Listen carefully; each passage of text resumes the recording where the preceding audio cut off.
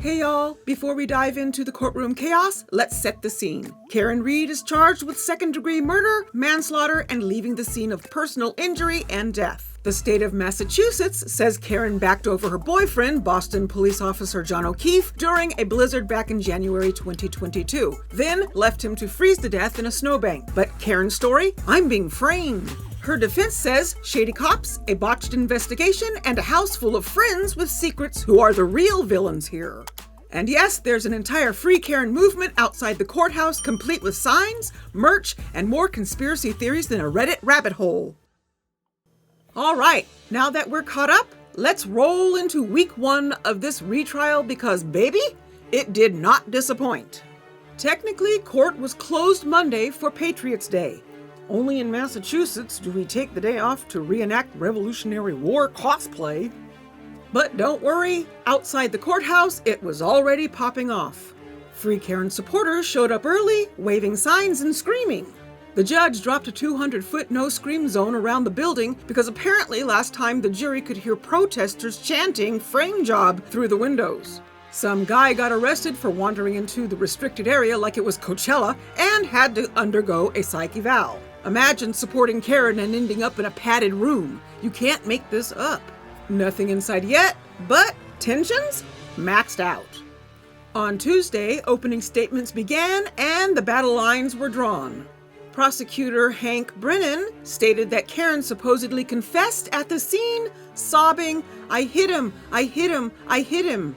Forensics show John's phone logged a temperature drop cold enough to match the snowbank timeline. Brennan also dragged out Karen's Dateline interview, where she openly wondered if she might have hit John accidentally. Pro tip, if you're waiting trial, maybe don't go on national TV casually guessing if you ran someone over. And now we're at the defense. Alan Jackson stated that Karen didn't kill John. The real killers are inside that house. Police bungled the case, staged evidence, and targeted Karen to protect one of their own. In short, she's the scapegoat, y'all. So, right after opening statements, the Commonwealth brought in their first witness of the entire trial, Timothy Nuttall, a firefighter paramedic from the Canton Fire Department who was on the scene the morning of January 29th, 2022. Now, Tim wasn't there to speculate. He was there to tell us what he saw, smelled, heard, and probably tried not to think about ever again. Here's what we learned. He responded to the call about a man down in the snow. When they arrived, John O'Keefe was face up in the snowbank, unresponsive. According to Nuttall, Karen Reed was at the scene acting panicked, repeating, "I hit him, I hit him, I hit him." Yes, that line again. Prosecutors are doing everything they can to drill those 6 words into the jury's brain like a bad pop song. Nuttall's testimony backed up the prosecution's big opener, that Karen's own mouth may have been her worst enemy that day. Also worth noting, his body cam footage or recollection might help solidify a timeline for when the body was found and what condition it was in. So let's call that segment From First Responder to First Witness. And it was a strong start for the state. Next, the prosecution did something that would make every defense attorney sweat. They rolled the tape on Karen's 2024 interview with Investigation Discovery. Yes, the same channel you binge at 2 a.m. when you can't sleep because you're wondering if your neighbor is a secret cult leader. This interview aired on June 15th, 2024, and the prosecution used it as a shiny little exhibit to show the jury that Karen was very aware of what happened that night. She might have admitted things that now don't sound so great in court. And hey, it's hard to call a frame job when you're volunteering for a true crime doc. During the clip, she allegedly described how John had a shard of glass, like a splinter, on his face, which prosecutors argue supports their theory. He was holding a drink when he was struck by her Lexus. So basically, Karen, from your lips to the jury's ears, and we didn't even need you to take the stand. Yikes.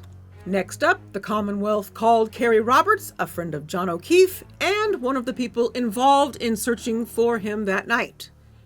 Kerry filled in some critical details. She was present during the search when John hadn't come home. She described the group driving around, calling, texting, and trying to locate him. And she was one of the people who showed up at 34 Fairview Road with Karen. Her testimony gives the prosecution two valuable things: a detailed timeline when people started realizing John was missing, and a civilian witness to the chaos that morning. Not a cop, not a firefighter, just someone trying to figure out what happened to her friend. Also, the defense may try to spin Kerry as part of the alleged insider circle that Karen's team believes is covering something up. So, getting her on the stand early gives the state a chance to humanize her before the defense tries to paint her as shady. At the end of Tuesday, Karen walked out grinning, telling reporters, "Today went well. We've got the truth and we're moving forward." Confidence level, Kardashian on a courtroom catwalk. Okay, hold on to your heartstrings because Wednesday went from Law & Order to full-on Lifetime movie. Peggy O'Keefe, John's mother, testified, and this was a game changer because she never testified in the first trial. And oh man, she brought the house down. Peggy recounted Karen screaming, "Is he dead?" at the hospital. She claimed Karen admitted over the phone, "I left him there." Then she described Karen going into John's house after his death, seemingly emotionless, gathering her things. Cue the suspicious side-eye from the jury. Translation: Karen didn't sound like a devastated girlfriend. She sounded like someone already cleaning up a mess. Emotional impact: 10 out of 10. Defense counsel stress level: approaching DEFCON 1. Thursday turned into a digital roast session. Prosecutors pulled up Karen and John's texts from the night before his death. And y'all, it was messy. Karen's text read, "Are you seeing someone else?" John's reply, "Nope, we just suck right now." Yikes. Prosecution's point? The relationship was toxic and unraveling fast. Possible motive alert. And then prosecutors straight up rolled video clips from a true crime documentary about the case. Yes, in the middle of trial. Because apparently Karen gave another interview for a new ID docuseries where she casually mentioned finding glass splinters on John's body. Prosecution's flex? See? Even Karen admits a cocktail glass broke on him. Sounds like a car hit him, doesn't it? And defense? Loud objecting noises, biggest courtroom eye roll of the week. Whoa. So what was the lesson of the day? If you're on trial for murder, maybe don't book yourself for season 2 of True Crime Bad Decisions. You know it's serious when the court loads up the jury like it's a field trip to the Museum of Mayhem. Friday was scene visit day. Jurors rolled up to 34 Fairview Road, the infamous house.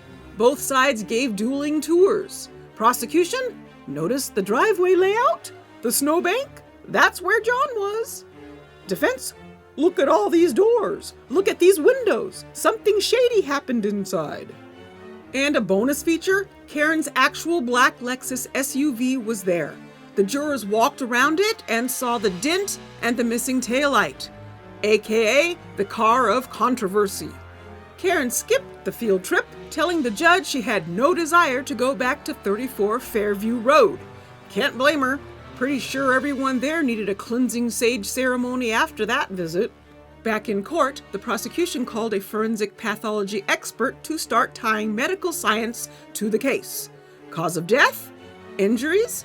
Was it a car strike or something else? Expect forensic fireworks in week 2. Week 1 was fast, furious, and emotional.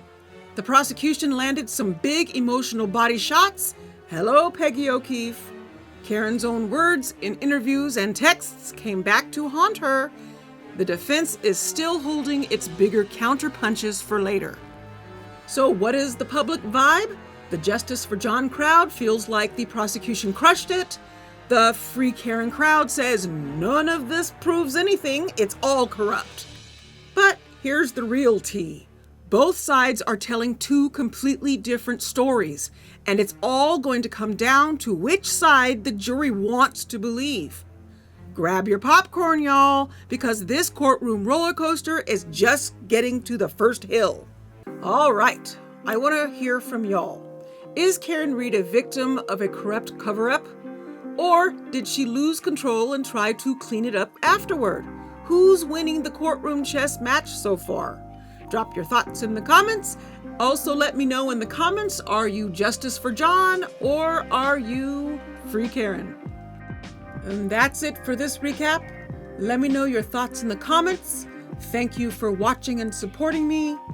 Be sure to hit the like button, subscribe, and click the bell so you don't miss any of my recaps. And remember, stay safe, stay curious, and I'll see you in the next one. Bye, y'all.